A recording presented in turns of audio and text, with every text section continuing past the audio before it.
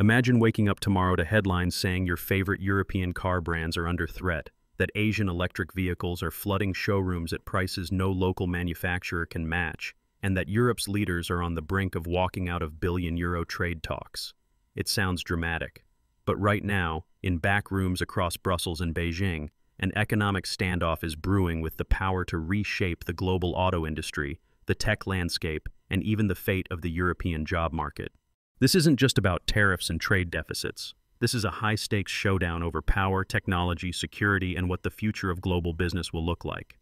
As the EU threatens to abandon trade negotiations with China, the world is holding its breath.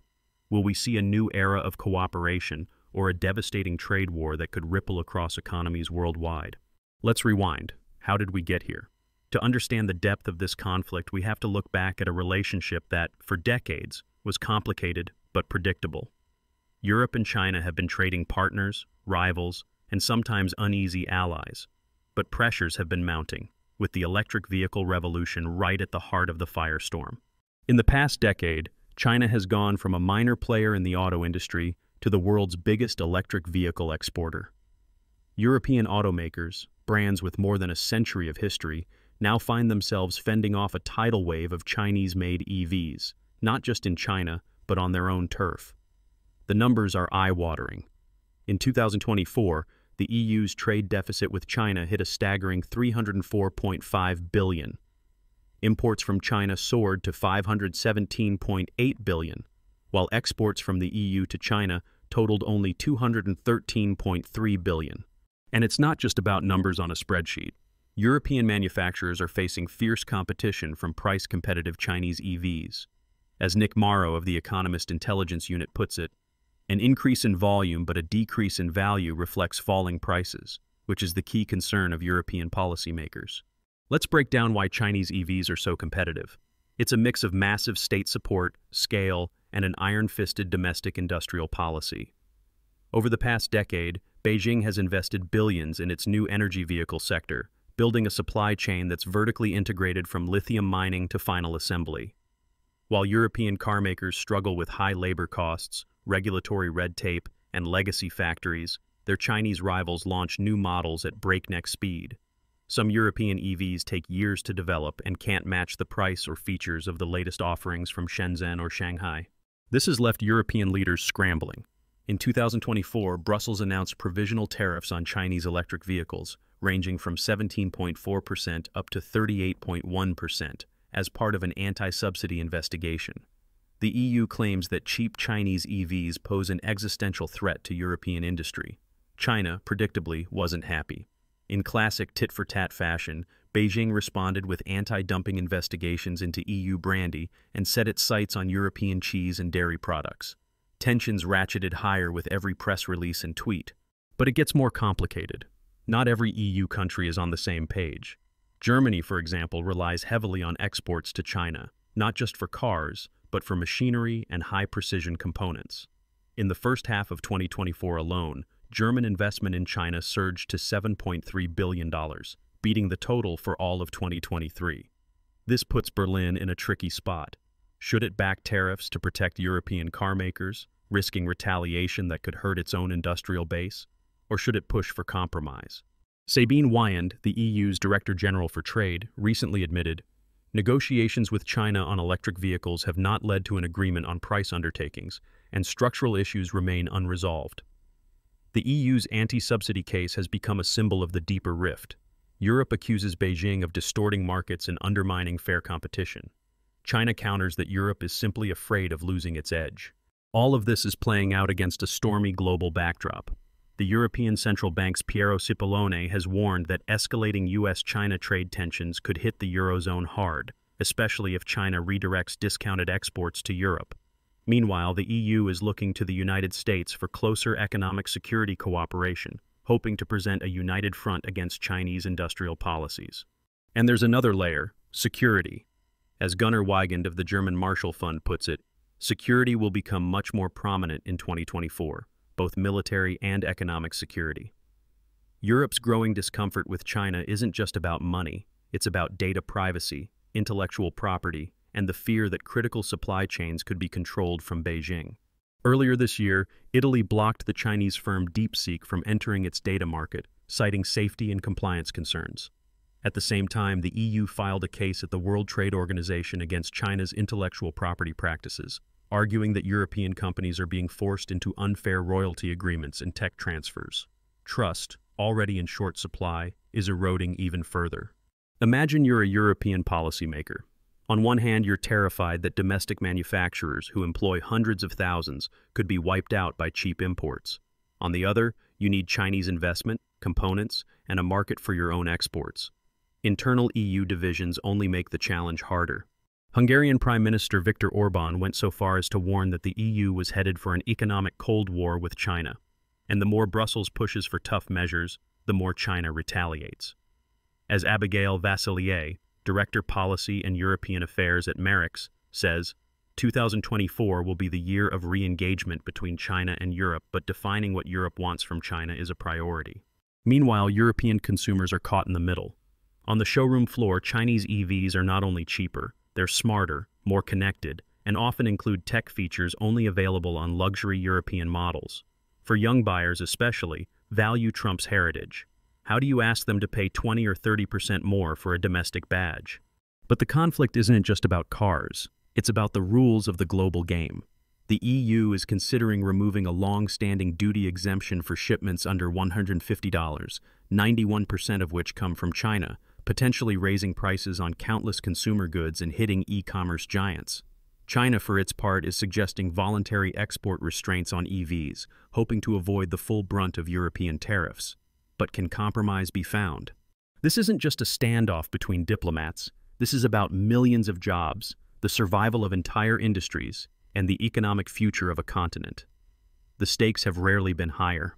If these trade talks collapse, the fallout could be massive, not just for Europe and China, but for the global tech and auto supply chains that crisscross the planet.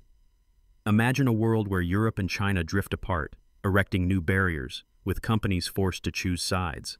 As we approach the next round of negotiations, EU officials are whispering about walking away altogether if China doesn't budge.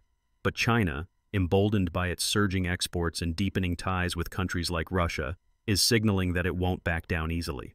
The atmosphere is tense, both sides are wary, and yet the world is watching, because the outcome will shape not only our markets, but the way we power our cars, build our tech, and define the future of globalization itself. So here's the question hanging over every boardroom and government office. Will Europe and China find a way to strike a deal that keeps the wheels of trade turning? Or are we standing at the edge of a new economic iron curtain?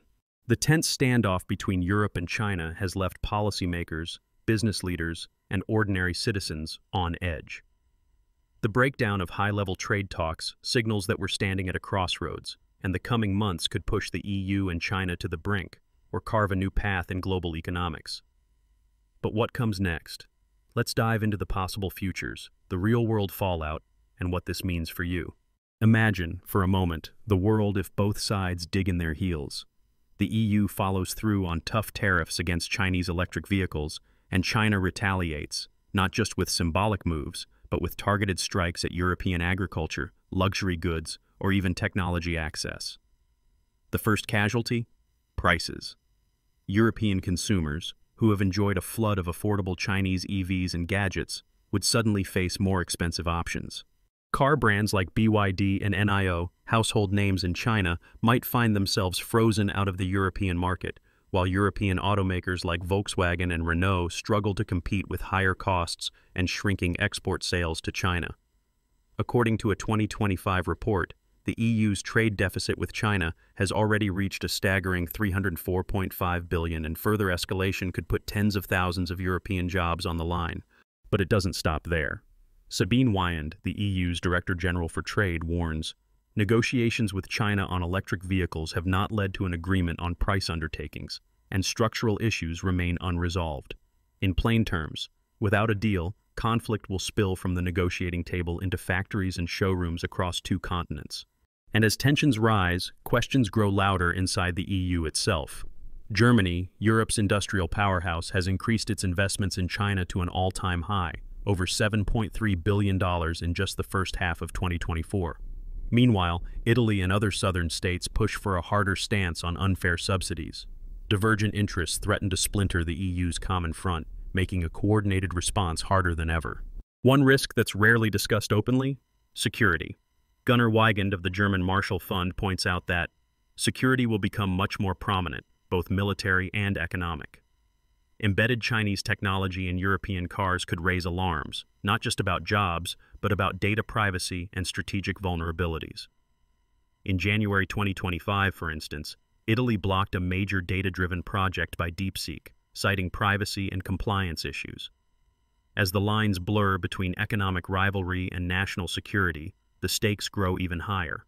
Now picture a different scenario, a last-minute compromise. After weeks of tough talk and brinkmanship, both sides settle on a face-saving deal. Perhaps China agrees to slow the flood of cheap EVs with voluntary export restraints, a tool once used in the 1980s steel wars between Europe, the US, and Japan.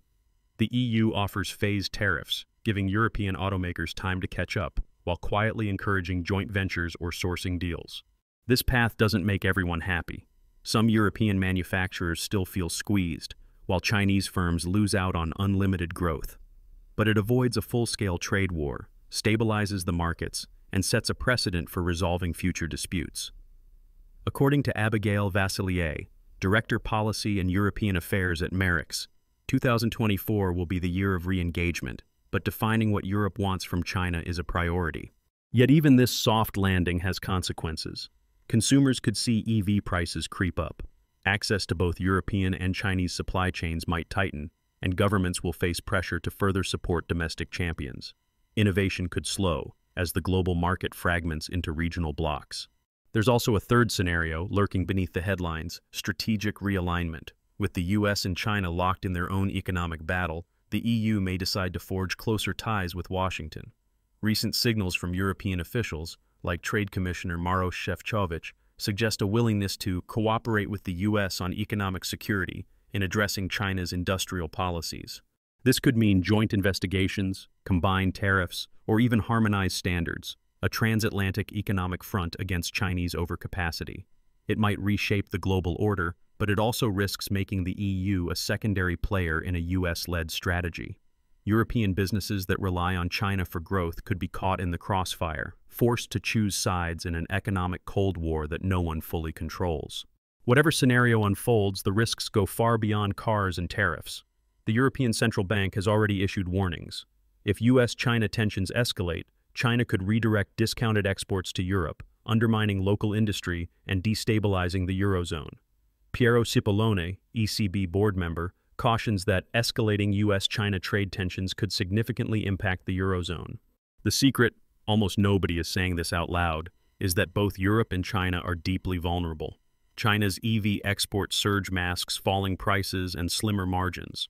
According to Nick Morrow of the Economist Intelligence Unit, an increase in volume but a decrease in value reflects falling prices, which is the key concern of European policymakers.